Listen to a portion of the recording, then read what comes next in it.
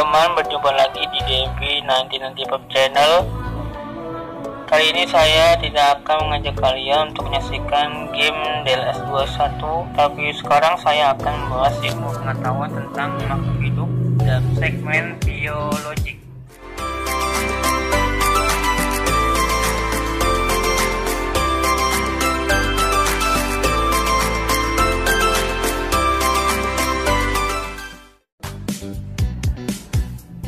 Ya, dalam segmen biologik ini saya akan menjelaskan kepada kalian tentang benda hidup dan tak hidup atau tidak hidup serta ciri-ciri dan contohnya.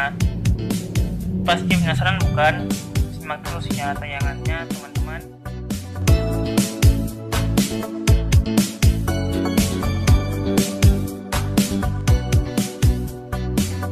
Pengertian benda hidup. Benda hidup atau makhluk hidup merupakan organisme yang hidup dan tumbuh serta dapat berkembang biak. Ada bermacam-macam benda yang terdapat di lingkungan sekitar, mulai dari benda hidup dan benda tidak hidup atau tak hidup. Benda hidup merupakan sebutan lain dari makhluk hidup seperti yang sudah saya sebutkan tadi. Di dunia ini dikenal 4 jenis makhluk hidup, yaitu manusia, hewan, tumbuhan, dan mikroorganisme.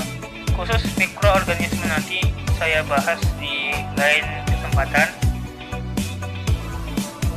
Di sisi lain dikenal pula benda tak hidup atau tidak hidup. Benda tidak hidup bisa tercipta secara alamiah maupun dibuat oleh manusia. Ciri-ciri benda hidup atau makhluk hidup. Ciri-ciri yang pertama adalah bernapas. Ciri utama makhluk hidup adalah bernapas. Kegiatan ini sangat penting bagi makhluk hidup untuk tetap hidup. Bernapas adalah kegiatan mengambil udara dan mengeluarkan udara melalui alat pernapasan.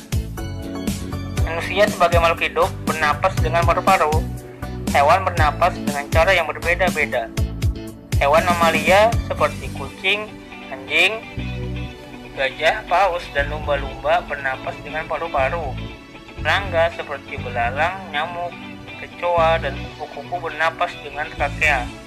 Sementara ikan seperti lele, arwana, koki, dan gabus bernapas dengan insang. Tumbuhan melakukan pernapasan untuk mendukung proses fotosintesis atau pembuatan makanan. Pada siang hari, tumbuhan menghirup karbon dioksida, namun pada malam hari, tumbuhan menghirup oksigen. Yang kedua, ciri ini adalah membutuhkan makanan. Makhluk hidup membutuhkan makanan atau nutrisi. Makanan yang dikonsumsi makhluk hidup berguna sebagai penghasil energi dan mendukung perkembangan tubuh. Manusia sebagai makhluk hidup membutuhkan makanan-makanan yang bernutrisi. Adapun nutrisi yang diperlukan oleh manusia berupa A. Karbohidrat seperti nasi, roti, aneka mie, jagung, kentang, dan singkong. B. Protein hewani dan nabati. Contoh hewani adalah daging sapi, daging ayam, telur, susu, dan keju. Contoh nabati adalah tahu, tempe, dan kacang-kacangan. C. Vitamin yang berasal dari buah dan sayuran.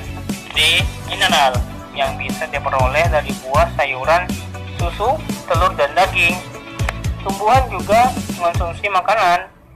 Berbeda dengan manusia dan hewan, tumbuhan atau tanaman hijau memproduksi makanannya sendiri melalui proses fotosintesis. Proses fotosintesis membutuhkan komponen berupa cahaya, karbon dioksida atau O2, dan air.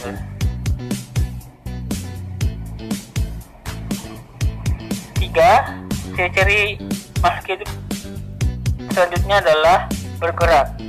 Ciri yang menandakan sebuah benda hidup adalah dapat bergerak.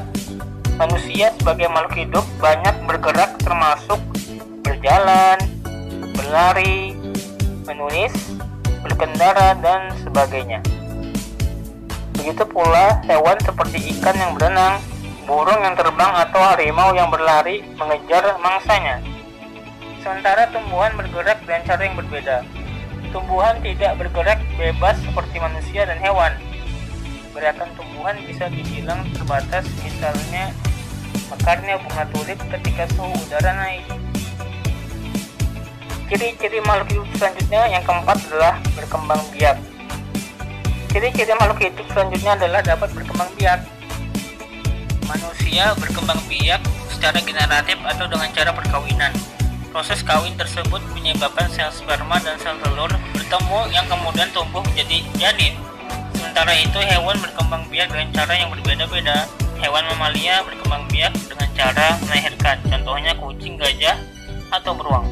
Ada juga hewan yang berkembang biaknya dengan cara bertelur, seperti burung, ayam, bebek, kura-kura, buaya, ikan, dan serangga.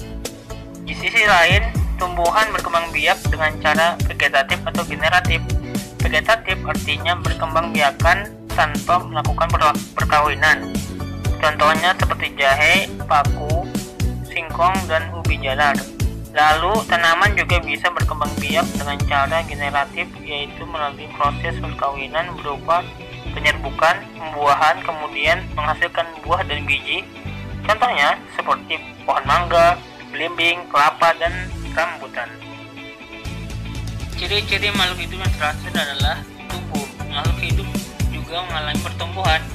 Makhluk hidup pertumbuhannya biasanya dipengaruhi oleh berbagai faktor seperti genetik, hormon, hingga nutrisi. Manusia mengalami pertumbuhan dari bayi, anak-anak, remaja, dewasa, hingga menjadi lansia. Tanda-tandanya adalah sebagai berikut. A.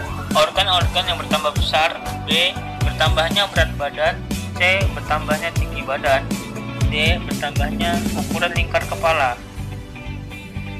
Sementara pertumbuhan pada hewan lebih kompleks atau rumit. Selain tinggi dan berat badan, beberapa hewan yang tumbuh dewasa dapat mengalami perubahan wujud dan sifat. Contohnya berudu yang ketika dewasa menjadi katak. Kemudian pertumbuhan tanaman berbiji diawali dari pertemuan sel kelamin jantan dan sel kelamin betina. Pertemuan itu membentuk zigot yang kemudian membelah jadi embrio. Embrio ini akan berkecambah dan memunculkan tunas sebagai tumbuhan kecil. Tumbuhan kecil ini kemudian akan tumbuh menjadi tumbuhan dewasa, berbunga, kemudian berbuah, dan kembali menghasilkan biji.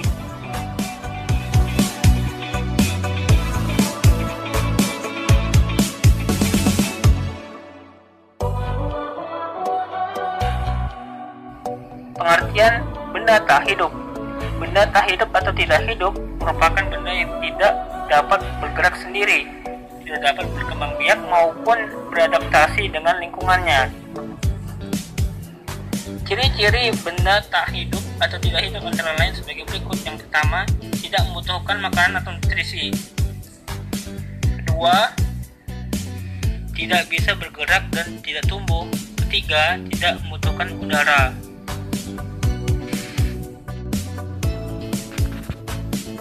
Contoh benda tak hidup secara alami adalah batu, pasir, tanah, rumput, air.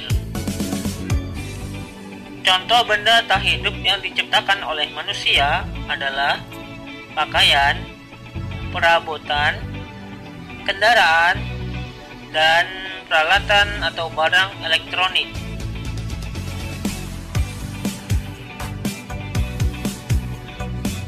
Oke teman-teman, tidak terasa kita sudah berada di akhir video nih. Terima kasih sudah menyaksikan tayangan video ini. Semoga apa yang saya sampaikan dapat memberikan manfaat kepada teman-teman viewers yang menontonnya. Sampai jumpa di episode selanjutnya dalam segmen biologik. Tonton terus DMP 1995 channel. See you soon.